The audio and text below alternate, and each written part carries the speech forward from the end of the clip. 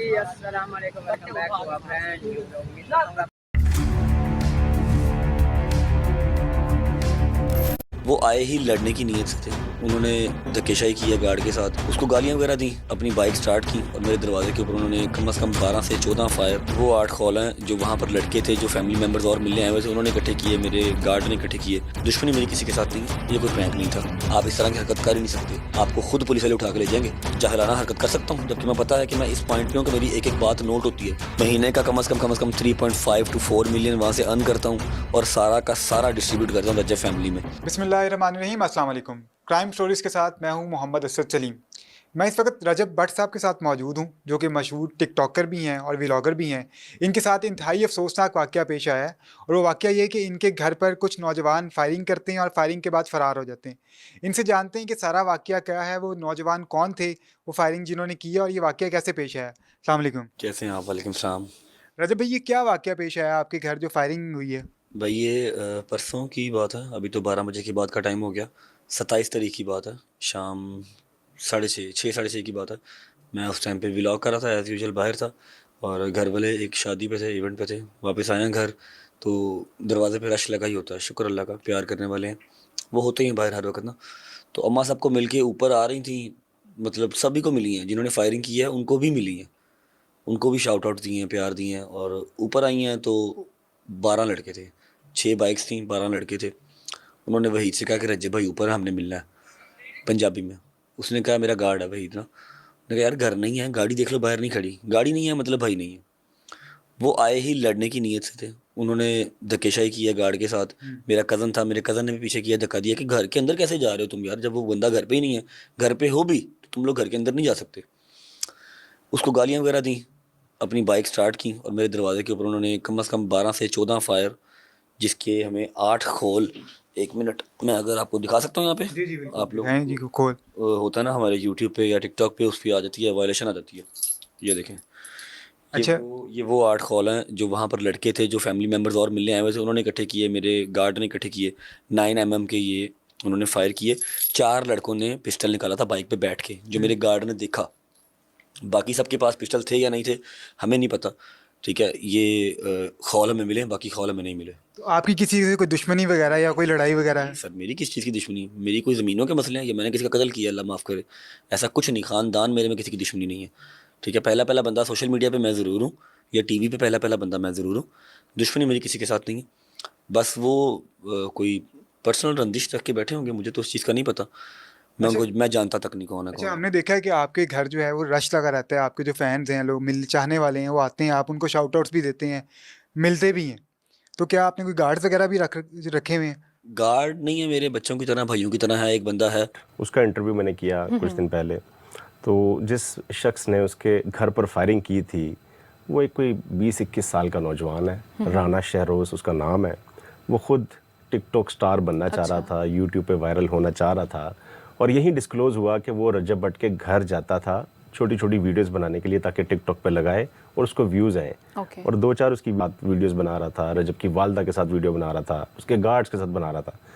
एक दिन बकौल उसके कि उसके गार्ड ने इसको रोका था, और रोकने पे इसके साथ जो लड़के थे, वो चंद लड़कों ने वीडियो बना ली छुप के, और उस वीडियो को इन्होंने जब अपलोड किया तो वो मिलियन में चली गई। इनके जहन में ये आइडिया आया कि यहाँ पर तरले करने से और रिक्वेस्टेड मोड में रिस्पेक्ट दे के तो व्यूज़ कम मिलेंगे, यहाँ पर फड्डा करने से ना एक मतलब गैंग दूसरे बना तरीके के से कैश करते हैं। तो उन्होंने यही काम किया।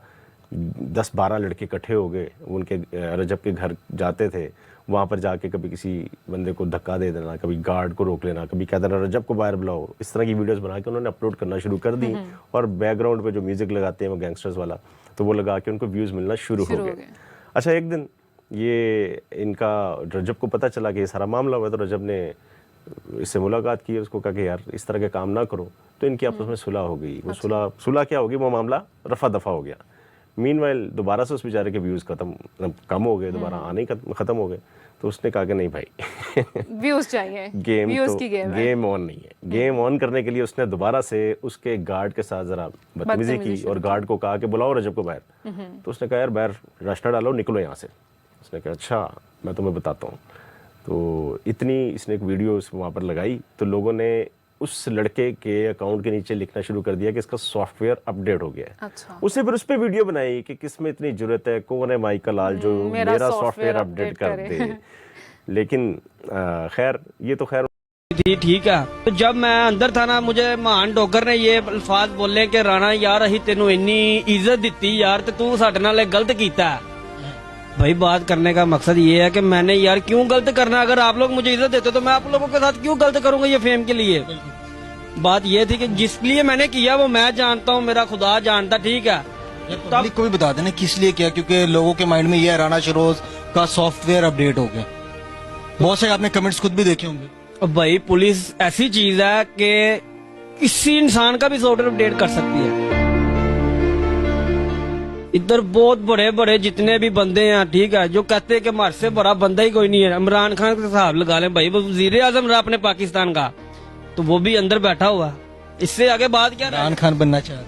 ओह नहीं, मैंने इमरान खान कहाँ बनना भाईजान, नहीं मुझे क्या जरूरत। इसी आपकी बॉन्डिंग?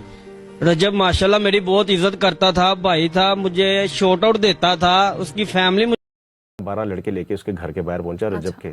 उसने कहा मैं 3 बजे उसके घर के बाहर पहुंचूंगा, और 3 बजे उसके घर के बाहर जाकर उसने दोबारा एक वीडियो बनाई कि नाजरीन ये देखें मैं इसके घर के बाहर भी पहुंच गया हूँ, किस में जरूरत है कि मेरा सॉफ्टवेयर अपडेट करे। और ये वीडियोज उसने अपने टिकटॉक अकाउंट पे लगाई। अच्छा भी ये सारी मामला तो चल रहे थे, तो इस दौरान दोबारा उसके गार्ड के साथ, रजब के गार्ड के साथ इसकी कोई धक्कम पेल हुई। अच्छा। और धक्कम पेल के बाद उसने कहा कि ठहर मैं तुझे सबक, आज तो तुझे क्लियर कट एक सबक सिखाता हूँ। वो वहाँ से गया है, वापस आए 11 लड़के। वो 11 लड़कों ने आके ये साहब जिसका नाम राणा शरोज है, इसने वेपन निकाला है और घर पर फायरिंग की। अच्छा। वो घर पर फायरिंग करने का मकसद सिर्फ डराना धमकाना था। तो वो हवाई फायरिंग, सम सॉर्ट ऑफ हवाई फायरिंग थी, लेकिन उसका एक आधा जो शेल है वो उसकी दीवार पे लग गया। अच्छा। तो पुलिस ने 440 अंडर सेक्शन 440 उसके तहत मुकदमा दर्ज कर लिया। और विद इन 24 आवर्स ये साहब जिनकी लंबी लंबी जुल्फें थी, बड़े वो अदाओं के साथ संजय दत्त बन के वास्तव के गैंगस्टर बन के, जी मैं 50 तोला चेन भी पहनता हूँ, मैं कुछ भी कर सकता हूँ, तो वो साहब का पुलिस ने जहाँ पर ठिकाना था वहाँ ढूंढ निकाला। अच्छा। और ले गए साथ। ले जा के उन्होंने अभी तफ्तीश शुरू ही की है। तो ये साहब बस आगे घुटनों पे कि भाई मेरे से गलती हो गई, क्योंकि 20-21 साल का लड़का है। और इसका बैकग्राउंड में अगर आपको बताऊं तो इंतहाई अफसोसनाक आपको बात फील होगी कि ये जिस जगह का रहने वाला है, रायबंड का इलाका है, और जिस दुकान पे काम करता है वो कपड़ों के कट पीस बेचते हैं। 600 रुपया दिहाड़ी पे काम करने वाला लड़का है, और घर वाले इंतहाई गरीब है, वालिद इसके कोई 32,000 रुपये पे मुलाजिम है।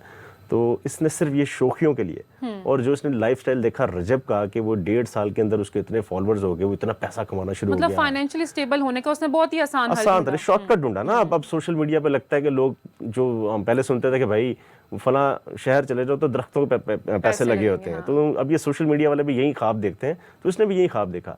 लेकिन अब पुलिस ने उसका तकरीबन सॉफ्टवेयर ऐसा अपडेट किया है, बल्कि इस्लामी सॉफ्टवेयर अपडेट कर दिया है। अच्छा। एक तो उसके बाल काट दिए, बड़ी बड़ी जुल्फें, खूबसूरत जुल्फें जो बना के लहराता था, लोगों को डराता था, धमकाता था, एक तो जुल्फें नहीं रही। दूसरा मैंने उससे पूछा कि यहाँ पर आने के बाद क्या तब्दीली आई, तो कहता भाई बस ये लोग बहुत अच्छे हैं, सुबह शाम मुझे नमाज की तबलीग करते हैं, अल्हम्दुलिल्लाह 5 वक्त का नमाजी हूँ, यहाँ पर आकर नमाज़ें शुरू कर दी। और ये साहब जो इंस्पेक्टर साहब हैं, ये DSP साहब हैं, ये मतलब तबलीग इस तरह से करते हैं कि नमाज पढ़ोगे तो कुछ नहीं कहेंगे। तो इस वक्त वो बाकायदा 5 वक्त की नमाज पढ़ रहा है। तो मैंने उससे यही पूछा कि मैंने कहा इसका मतलब है कि जो लोग ऐसा काम करेंगे और उनको यहाँ का एक चक्कर तो लगाना चाहिए। कहते नहीं भाई यहाँ पर तोबा, मेरे माँ बाप की तोबा, दोबारा यहाँ पर। अच्छा उमर, आपकी बातों से मुझे लग रहा है कि उस लड़के का मकसद नुकसान पहुंचाना नहीं था, मे बी सिर्फ फेम के लिए उन्होंने ऐसा किया हो।